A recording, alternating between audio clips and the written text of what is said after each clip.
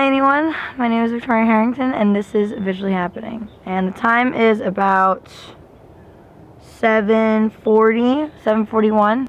So this week's segment is Visually Learning, where I force myself to become an adult and learn things that I should have learned a while ago. Here's my jar, here's my I need to learn jar. And let's take a look what I'm learning this time around.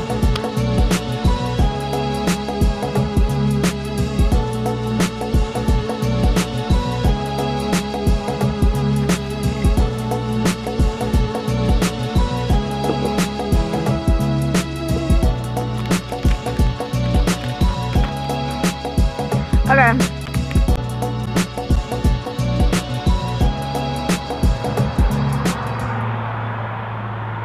Okay, so this is actually really necessary. My car was shaking like its own vibrations yesterday, and I had a feeling it was the oil, but my dad came home late from work, and alright, so I'll just do that today then. Actually, Dad.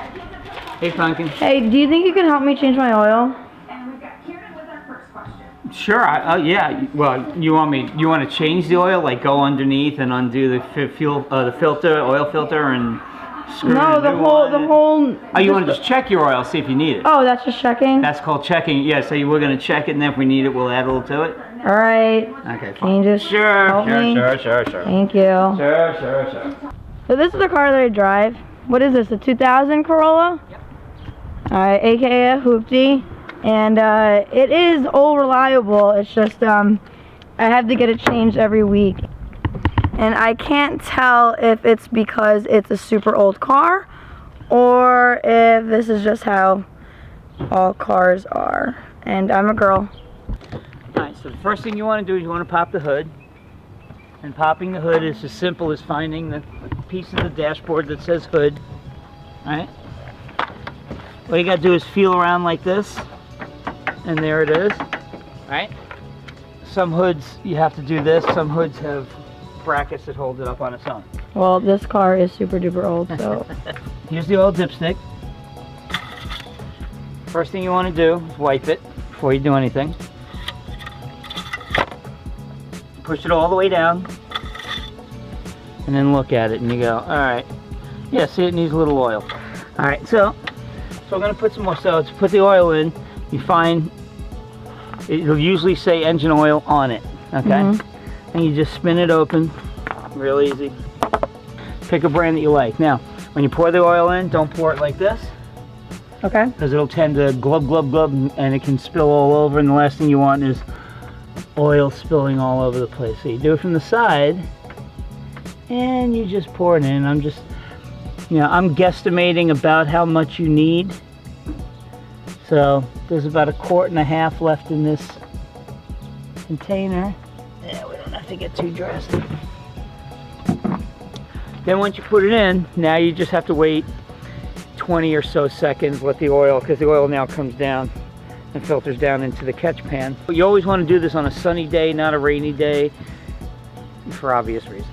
Okay, and so then you now again, you want to make sure that you push it all the way down, because if you only put it in like that far, you're getting a false reading and you'll end up putting way too much oil in. So make sure it goes all the way down, and then pull it out and you go, oh, look at that. Okay, so that little brown. And in this car, yeah, that's the maximum, is that little dot right there. Yeah. Every dipstick's a little different, so for you, as long as you're in between there, you're okay. Always make sure you clean up after yourself. Now, by the way, there are 2 dipsticks that you would normally see in a car. There's the oil, it says oil on it, and there's the transmission. All right, the transmission is usually a little more out of the way, kind of buried. The oil is usually up top with some kind of an indicator, either a yellow or it says, engine oil on it. So make sure you do the right one. I mean, I'll fill it to the top, but the thing about oil in an engine is oil's job is to lubricate and take the heat away, because heat is the one thing that kills your engine faster than anything is heat. So always make sure your oil's where it's supposed to be. Okay, and if you feel you can't do it, There's so many places around. Find yourself a mechanic that you trust, and a place. There are some places like Jiffy Lube, for example. If you get your oil changes done there, you can bring it in anytime you want and they'll top it off for free. And then you just make sure you put this back on.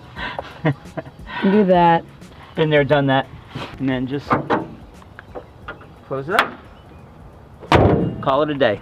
All right. All right. And that's it? That's it. So now that I know how to actually check oil, because it's not changing oil that I was doing, I was checking the oil, I'm just going to go over the steps really quick just so I can retain the information myself. Step 1, pop the hood. Step 2, wipe the oil dipstick, push it back in all the way, and then when you pull it out, read the dots. Number 3, find the engine oil valve. Number 4, pour oil from the side and not straight forward or you'll glug and you will spill everywhere. Step 5, wait 20 or so seconds for the oil to settle. Step 6, make sure that the dipstick again is pushed all the way down. Then when you pull it back up, read the dots again at that point. Step 7, clean up after yourself. And then step 8, close the valve and the hood. And then a couple of pointers that my dad wanted me to know, something else that I can learn from this, is that there are 2 different dipsticks in a car. There's the oil dipstick and a transmission. And the oil dipstick, the one that says oil on it, is the only one we really need to play with for this task.